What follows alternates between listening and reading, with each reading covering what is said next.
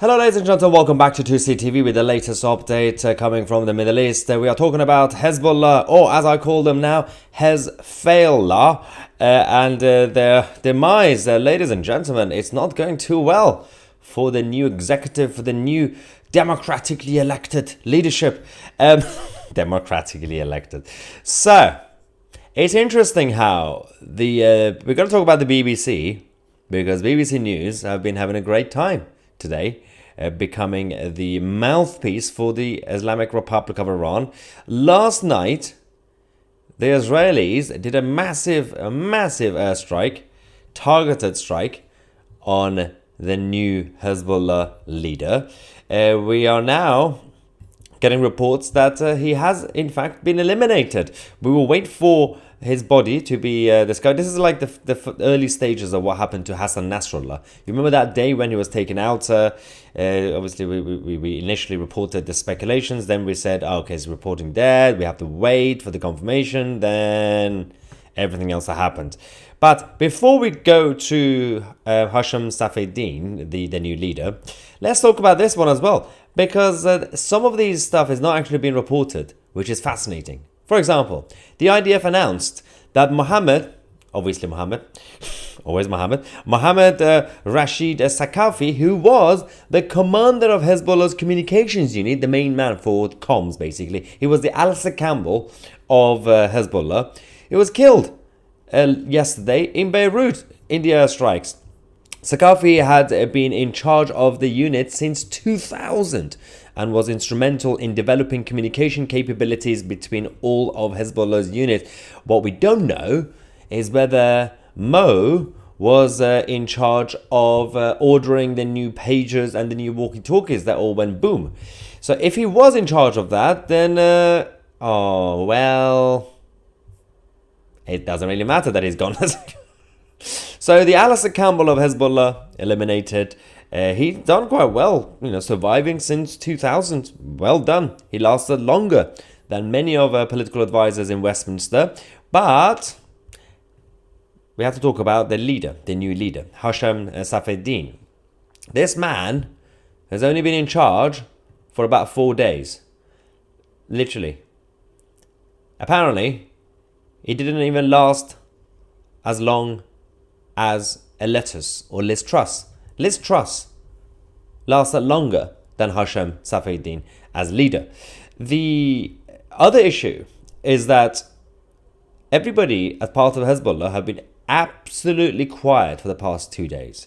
Today, the whole focus is on what happened in Tehran, in Iran, because the supreme leader actually turned up to the Friday prayers. This was a memorial, whatever nonsense, for Hassan Nasrallah, who obviously was eliminated a week ago. Bob says, I thought he died last week. No, I know they all look the same. Because they all have beards. This is a different man. It looks, he looks younger than Hassan Nasrallah. Hassan Nasrallah was fatter, and he was older. He looked like Mr. Potato Head. This guy looks like, I don't know what it looks like. It looks like mushroom, upside down mushroom. So this is Hashim. The other one was Hassan. I know. Why can't they just all be called Muhammad? It'll be easier for us. So we'll wait for his body to be discovered. But we have to go back and talk about Iran, because this idiot finally showed his face. After 4 years, he decided to do the Friday prayers in Tehran. Now, one issue here is, obviously he's protected Ali Khamenei. Everybody's been focusing on Iran. Hezbollah have been focusing on Iran because today was the memorial for the previous leader, Hassan Nasrallah. But it's not just the Iranian regime or Hezbollah focusing on Iran. It's the BBC. Ladies and gentlemen, the BBC News covered the whole speech, 40 minutes, live coverage from Iran, treating Ali Khamenei like some sort of democratic leader, as if it's, I don't know, Joe Biden making his speech. Even if Joe Biden makes his speech, the BBC wouldn't show it because it's boring. Imagine if in 1944, towards the end, Adolf made a speech in Germany from a bunker, and then somehow BBC News decided to show the whole thing. But that's not the only problem with the BBC, because one of the things we have as part of their live coverage, this gets bad. BBC bias. In fact, we have a video later on this channel. It's not going to be a live stream. It's a short video. We're going to expose the BBC for being the mouthpiece for the Islamists and the Iranian regime. But this is just one example.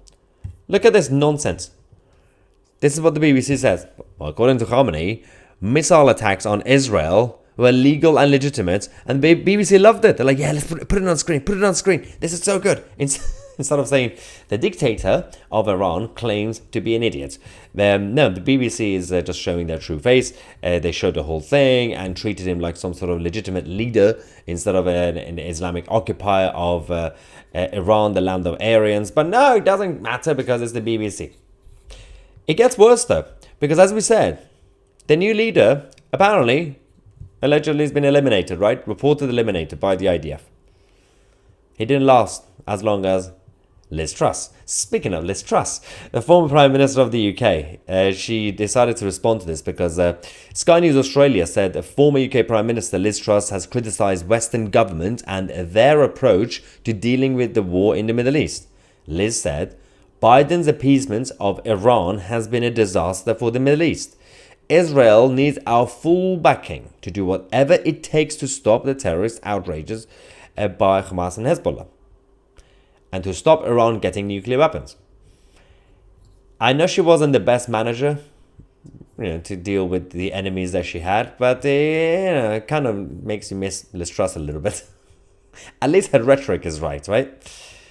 Now, speaking of Hashem Safieddine, this allegedly killed leader, he made a speech recently. Because a lot of people in the West who are anti-Semitic, basically, they're going around and claiming to be saying, the Islamic side and the Christian side are all the same, so they should all unite. Christians are, the Islamic side love the Christians.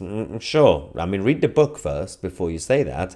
But Hashem Safieddine actually made a speech in Lebanon, threatening the Christians in Lebanon, saying if you do not come this way, if you do not concede, if you do not basically surrender and convert and everything else, why, you will be punished. They threatened them. He threatened them. Let's go to that video.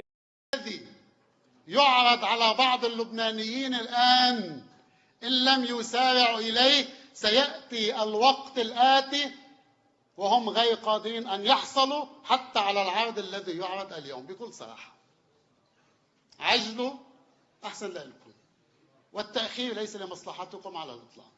لماذا؟ لأنكم فاقدوا لأوراق القوة التي تدعون وتتخيلون أنكم تملكونها وأنتم لا تملكونها. I love how that's normal. So he's not very happy about the Christian politicians in Lebanon, right? And one of my main issues is that the Lebanese government, who on the one hand going around saying, yeah, we're not the same as Hezbollah, and we've been hijacked. And then they don't really do anything about literally the terrorists who are walking around their streets.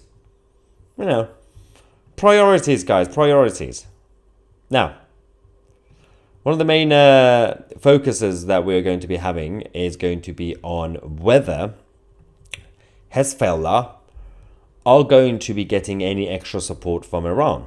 Because as what we're hearing now, the Islamic Republic of Iran are already preparing for the second wave of attacks on Israel. They're not even waiting for Israel to retaliate first. They are already preparing for the second round of attacks on Israel. The first one was a massive fail anyway. Well, the first one was technically the second one, because April was the first one. But this is a new declaration of war. So last week, a few days ago. That's one.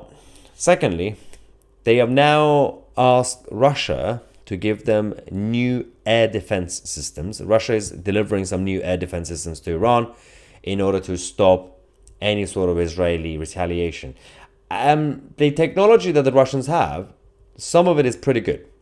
The problem here is that we've already spoken to some of our sources in the region saying there is not enough time for the Russians to be able to deliver this stuff and also train them how to use it. They're not going to be able to use it properly. It's not easy. You can't just give something to someone and say, there we go, press the button, everything will be fine. So, but if Israel decide to retaliate soon, all those air defenses will be wasted. But again, it depends on how everything goes and what Israel actually is planning to do. We don't actually know the exact plan. Dave Allen says the BBC are the Islamic propaganda machine. Yes, as we said, in about a couple of hours, we're going to do an expose on this channel on 2CTV with evidence, proper evidence, not just rhetoric, exposing the BBC's not necessarily bias towards Islamists, actual evidence that they are their mouthpiece, because they are literally repeating what the Islamists and the Iranian regime are saying. First super chat, Hezbollah. That's a good one as well. Obviously, we keep changing the nickname for Hezbollah. The current one is Hezbollah. But I also like Hezbollah because, has been. Yep, good one. Magnus says, all those lefties that want to erase Israel from the map, can I, in reality, call those people Hitler fans? Well, technically, but Adolf wasn't really the only one who wanted to wipe out the Jews. So he wasn't really the original, let's just say. They started in the 6th century, 7th century. So he was just a copycat. AFC Manuke says, Mr. Patel to head. Yes. But Patel is more Indian. It doesn't really work. He's more Islamic. Super chat from Israel. A dog that doesn't stop barking is scared. Fair. Apparently, the IDF have been finding Russian-made weapons being used in Lebanon. Yeah, well, yeah, this isn't really just a rumor, because we've seen the pictures anyway. The Russians gave the equipment to Iran. Iran obviously controls Hezbollah, so by default they gave them to Hezbollah in Lebanon. And this was also exposed a few weeks ago, about a couple of months ago, when it was about the airport in Beirut, when Mossad discovered that the bunkers and the storage rooms in the Beirut airport was being used for Hezbollah equipment. And people in charge of the airport said, oh, we had no idea. And then they brought in the international media. They gave them a tour of the airport. But then they said, just don't go that way. Just ignore that door, that storage room. Just don't worry about it. It's fine. What is the point of doing the tour for the media if you're not going to show them the whole place? We knew exactly what was going on for a long time anyway. All right, let's go back to your reaction.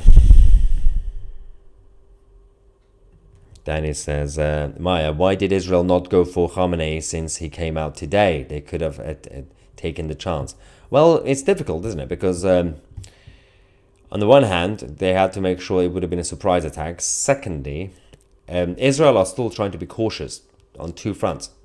The international community not attacking them too much, and also just international PR image. Even though they have already promised to retaliate, they are taking their time because they have to think about the consequences. They're not crazy enough like Hamas and the 7th of October that just decided to invade and we don't really have any backup plan. We don't know exactly what's going to happen afterwards. Let's just invade Israel. But this one, it could have massive consequences if Israel randomly tried to take out Ali Khamenei today as he was out. Now, this is something a lot of people want. Take him out. He's the main person in charge.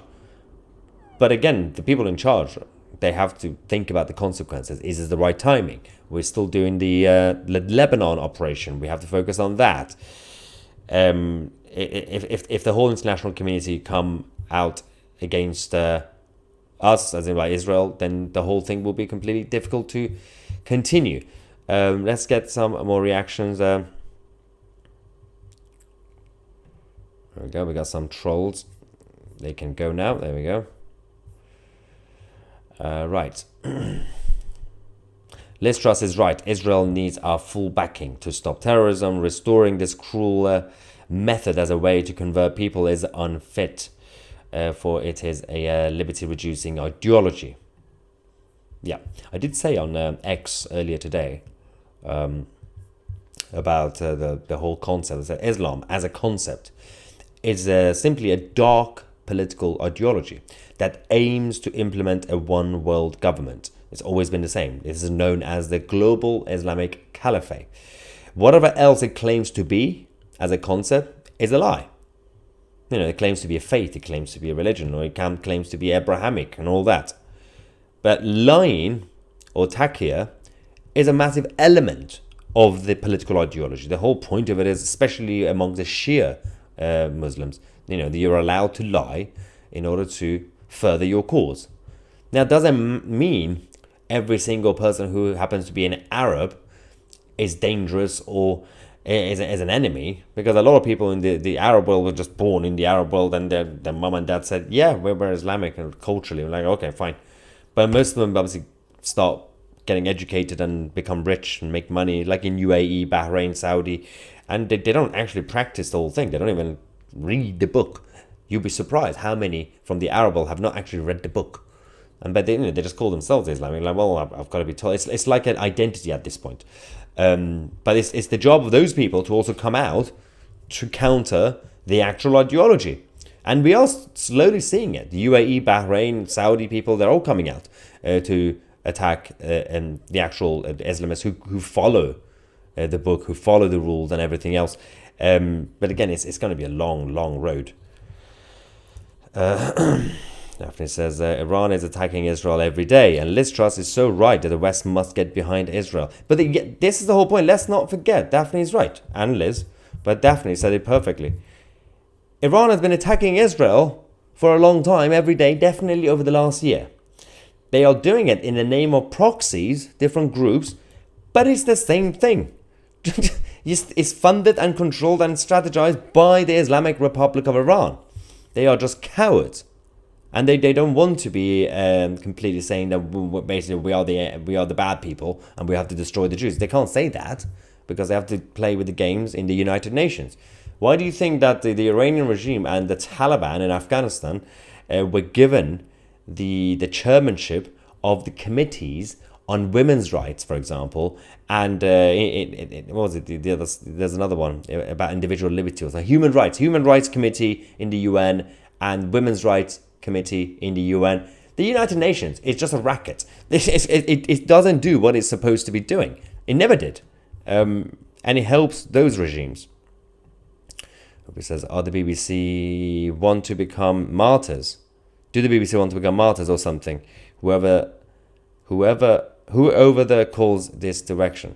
It's a virus that's been basically infected amongst the whole groups in charge of media, academia, cultural institutions in the West. Some people call it the woke virus. It's not necessarily just the woke virus. It's the anti-human, anti-Western virus. And some of it comes out in the name of wokeism and being very progressive. Some of it is completely just anti-West, supporting terrorists. There is a group that's going around normalizing Kim Jong-un, saying Kim Jong-un is a father of North Korea. Father of North Korea. Mr. Lego head, you're kidding me with that. Do not humanize the enemy. Anyway, let's take a quick break. We're going to come back in about half an hour, talk about what's going on with Reform UK and Tommy Robinson. And at 5 p.m. UK time, an hour and a half from now, we're going to give you guys the evidence to expose the BBC being a mouthpiece for the Islamists, and more updates later on. I'm Maya Tusi, and we are the media.